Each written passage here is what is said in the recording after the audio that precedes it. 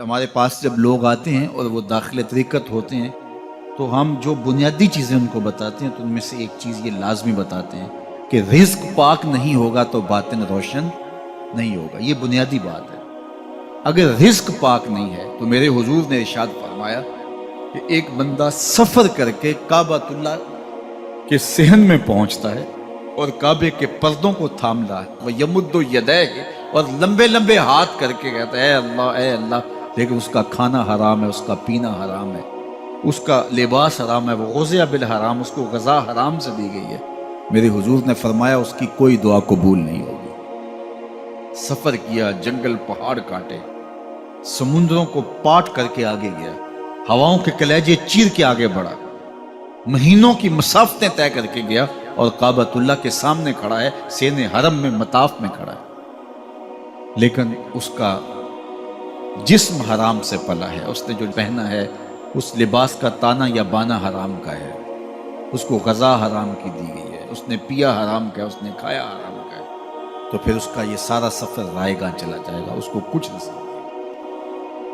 تو سب سے پہلی شرط اس عنوان سے عقل حلال ہے.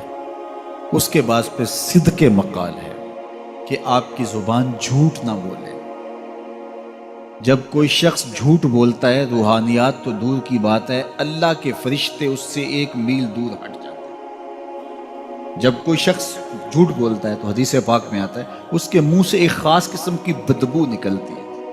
اس بدبو کو ہم نہیں سونگھ پاتے لیکن فرشتے سونگھ لیتے ہیں، کیونکہ فرشتے انتہائی حساس مخلوق ہے اور وہ جھوٹ کی وجہ سے نکلنے والی بدبو کو سونگھتے ہیں. اللہ نے حضرت امام اعظم امام ابو حنیفہ رضی اللہ تعالیٰ عنہ کو یہ بصیرت عطا کی تھی اور یہ باطنی نظر بخشی تھی کہ جب کوئی شخص وضو کرتا تھا تو اس کے وضو کے پانی سے پہچان لیتے تھے کہ یہ کس گناہ کا مجرم ہے. جب بندہ وضو کرتا ہے تو وضو سے ہاتھوں کے گناہ جھڑتے ہیں، منہ کے گناہ جھڑتے ہیں، تو وہ وضو کے پانی سے اس بات کو محسوس کرتے تھے. اللہ نے ان کو وہ بصیرت عطا کی تھی، لیکن انہوں نے اللہ کی بارگاہ میں عرض کی مالک مجھ سے یہ چیز چھین لے، یہ چیز مجھے نہیں چاہیے. لوگوں کے بارے میں جو ہے وہ ایسا گمان پھر پیدا ہوتا ہے. تو فرشتوں کو اللہ نے وہ حساس جو ہے وہ پاکیزہ وجود دیا، اور ان کی حس ایسی ہے کہ وہ بدبو جو انسان بولتا ہے اور لفظوں سے جو اثرات نکلتے ہیں وہ محسوس کرتے ہیں. تو جب کوئی شخص جھوٹ بولتا ہے تو اس کے جسم سے، اس کی زبان سے جھوٹ کے ساتھ بدبو نکلتی ہے. اللہ کے فرشتے 1 میل دور تک پیچھے ہٹ جائیں. تو مجھے بتائیے جو شخص جھوٹ بولتا ہو کیا اسے کوئی روحانی مرتبہ مل سکتا ہے؟ یہ سوچا بھی نہیں جا سکتا، یہ امکانات سے ہی نہیں ہے. اللہ کے محبوب علیہ السلام سے پوچھا گیا کہ حضور کوئی مسلمان، کوئی مومن کیا بزدل ہو سکتا ہے؟ فرمایا نہیں، وہ بہادر ہوتا ہے، لیکن ہو سکتا ہے کبھی اس سے بزدلی بھی سرزد ہو جائے. انسانی کمزوری ہے، کبھی انسان بہت طاقت میں ہوتا ہے اور کبھی انسان کمزور بھی پڑ جاتا ہے. فرمایا ہو سکتا ہے کبھی اس سے ہو بھی جائے. پھر پوچھا کہ بخل کر سکتا ہے؟ فرمایا نہیں، مومن سخی ہوتا ہے لیکن ہو سکتا ہے کبھی اس سے بخل بھی ہو جائے. کبھی کبھی دولت اسے اچھی بھی لگنے لگ جاتی ہے، جس طرح فرمایا گیا کہ اولاد مبخلتن مجبنتن، یہ جو اولاد ہوتی ہے یہ بندے کو بخیل بھی بنا دیتی ہے اور بزدل بھی بنا دیتی ہے.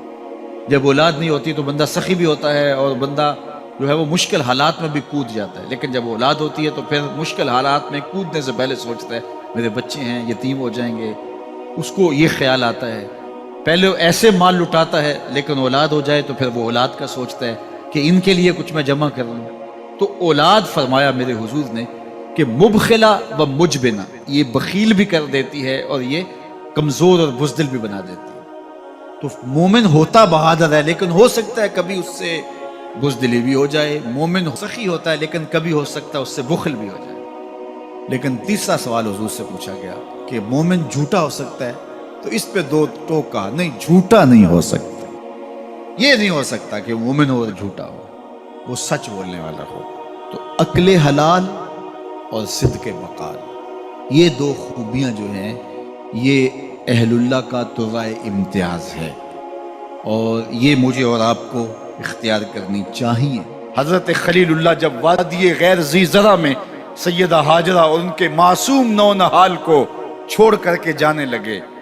ایسی وادی جہاں حیوانی وجود بھی نہیں تھا، نباتات بھی نہیں پائے جاتے تھے، پانی کا ایک قطرہ بھی دستیاب نہیں تھا، کالے سیاہ محیط پہاڑ جیسے فولاد پگھلا کے ڈال دیا ہو، وہ وادی جہاں دن کو بھی خوف آئے، وہاں حضرت ہاجرہ نے راتیں بھی گزاری۔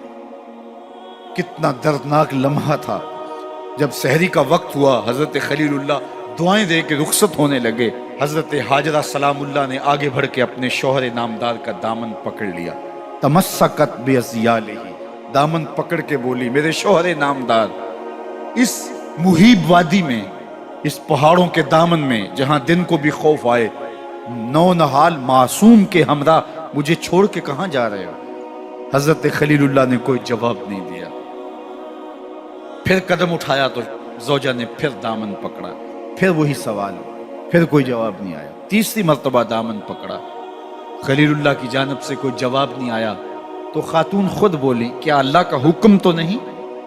تو حضرت خلیل اللہ نے کہا نعم، ہاں اسی کا حکم ہے۔ حضرت ہاجرہ نے دامن چھوڑ دیا، کہا جائیے خیر سے جائیے، اگر اس کا حکم ہے وہ ہمیں ضائع نہیں ہونے دے۔ جہاں دن نہیں گزارے جا سکتے تھے پھر اس خاتون نے وہاں راتیں بھی کاٹی، وہ وادی جس میں وحشت بھی قدم رکھتی تھی ڈر ڈر کے، جہاں پھرتے تھے آوارہ تھپیڑے بادے سر سر کے، جہاں پر گھاس اگتی ہے، جہاں نہ پھول کھلتے ہیں، مگر وہ سرزمین ہے آسماں بھی جھک کے ملتے ہیں۔ اپنی پاک باز بیوی اور نونہال بیٹے کو چھوڑ کے حضرت خلیل اللہ دعائیں دے کے رخصت ہو گئے۔ تھوڑا سا توشہ تھا، 2-1 دن کے بعد ختم ہو گیا، پھر ماں کی چھاتی سے دودھ بھی خشک ہو گیا، نونہال پیاس سے تڑپنے لگا، ماں تو پھر ماں ہوتی ہے، تڑپتی ہوئی ممتا کا دل بے قرار ہوا۔ ایک پتھر کے سائے میں معصوم اسماعیل علیہ السلام کو لٹایا اور پانی کی تلاش میں جبل صفا پہ چڑھی، اطراف میں آسمانوں کی طرف دیکھا، کہیں کوئی پرندے اڑتے دکھائی دیں اور پانی کا نشان ملے اور میں وہاں سے بیٹے کے لیے 2 بوند لے آؤں، لیکن کچھ دکھائی نہیں دیا۔ تا حد نظر پھیلا ہوا آسمان ہی آسمان ہے اور پہاڑ ہی پہاڑ نیچے دکھائی دیتے ہیں۔ پھر مروہ پہ آئیں، درمیان میں نشیبی جگہ تھی، وہاں بیٹے کا من مونا چہرہ دکھائی نہیں دیتا تھا، دوڑ کے گزری اور جا کے صفا پہ گھوم کے دیکھا، کچھ نظر نہیں آیا، ادھر بھی دیکھ لیا ادھر بھی دیکھ لیا، لیکن ماں تھی، پھر دوبارہ صفا پہ آئی، صفا پہ دیکھا کچھ دکھائی نہیں دیا، پھر تڑپ کے مروہ پہ آئی، وہاں پھر دیکھا کچھ دکھائی نہیں دیا، پھر صفا پہ آئی، کبھی صفا پہ کبھی مروہ پہ، تڑپتی ہوئی ماں کی ممتا، بے قرار دل، ادھر پانی کی پیاس سے تڑپتا ہوا معصوم اسماعیل پتھر کی اوٹ میں، درمیان سے ماں گزرتی ہے تو بھاگ کے گزرتی ہے کہ بیٹے کا من مونا چہرہ بھی نگاہوں کے سامنے رہے۔ ذرا منظر تو دیکھو کتنا دل آویز ہے، اللہ اکبر، سینوں میں پتے پانی ہو جائیں، پتھر بھی ہو تو پگھل جائے اس زہرہ گداز داستان سے، لیکن اللہ پر توکل اور ماں کی بے قراریاں، کبھی صفا پہ کبھی مروہ پہ، زبان پہ شکایت نہیں ہے۔ پھر جب مروہ پہ پہنچتی ہیں، 7 چکر مکمل ہو گئے، تو ادھر کیا دیکھا کہ معصوم اسماعیل ایڑیاں رگڑ رہا ہے، ماں کا دل ڈولنے لگا کہ بیٹا آخری لمحوں میں دوڑی کہ بیٹے کو جا کے اپنی چھاتی سے چمٹاؤں، ہو سکتا ہے 2 قطرے دودھ کے اس کی زندگی کی آس بندھا دیں، تو ماں دوڑتی ہوئی آئی، لیکن جب قریب آئی تو منظر بدلا ہوا تھا، معصوم کی ایڑیوں کے رگڑنے سے تازہ چشمہ پھوٹ رہا ہے، پانی ہے کہ بے قابو ہونا چاہ رہا ہے، آگے بڑھی، جلدی جلدی مٹی کی منڈھیری کرتے ہوئے کہا زم زم، رک جا رک جا، اللہ اکبر۔ ہاجرہ سلام اللہ علیہا نے حضرت اسماعیل کی محبت اور اپنے رب پر توکل کی انوکھی اور البیلی داستان رقم کی، کہا ہاجرہ تو نے بھی حد کر دی، لیکن قیامت تک تیری راہوں کو بھی جلوہ گاہ بنا دیں گے، یہاں نبی بھی دوڑیں گے، ولی بھی دوڑیں گے، غوث بھی دوڑیں گے، کتب اور ابدال بھی دوڑیں گے، شہنشاہ بھی دوڑیں گے، کج کلا بھی دوڑیں گے، یہ دوڑنا ہم عبادت بنا دیں گے، حتیٰ کہ امام الانبیاء بھی ان راہوں کی سائی کرتے رہے۔ عجیب رنگ، عجیب منظر اور عجیب کیف کا عالم۔ اچھا، یہاں رک کے ایک بات کرنا چاہوں گا، اگر آپ کی توجہ ہو، جہاں حضرت ہاجرہ دوڑی اور ان کے مبارک قدم وہاں لگے اور لگ کے ہٹ گئے، عارضی نسبت ہے، مستقل نسبت نہیں ہے، جہاں ان کے قدم لگ کے ہٹ گئے وہ جگہ تو جلوہ گاہ بن گئی، اور جہاں حضور خود جلوہ فرما ہیں وہ گنبد خضرا جلوہ گاہ کیوں نہیں ہو سکتا؟ اب یہ پانی جہاں حضرت اسماعیل کے قدم لگے، یہ پانی دنیا کا عظیم ترین پانی ہے، اور پھر اس کا پروٹوکول یہ ہے، اس کو کھڑے ہو کے پیا جاتا ہے۔ یار یہاں بھی روک کے ایک بات کہہ دوں، حضرت اسماعیل کے قدموں کو چھونے والے پانی کا پروٹوکول ہے کہ اس کے لیے کھڑے ہو جائیں، اور حضرت اسماعیل مسجد اقصی میں جس کے پیچھے کھڑے ہو کے نماز پڑھتے ہیں اس امام کے لیے کھڑے ہو کے مصطفیٰ جان رحمت پہ لاکھوں سلام پڑھ لیں تو اس میں شرک کہاں سے آ جائے گا؟ تو یہ تکریم ہے، یہ عزت ہے اس پانی کی کہ اس نے حضرت ذبیح اللہ کے قدم چھوئے ہیں۔ تو یہ سارا حج اللہ اکبر ہمیں ہمارے ماضی سے جوڑتا ہے۔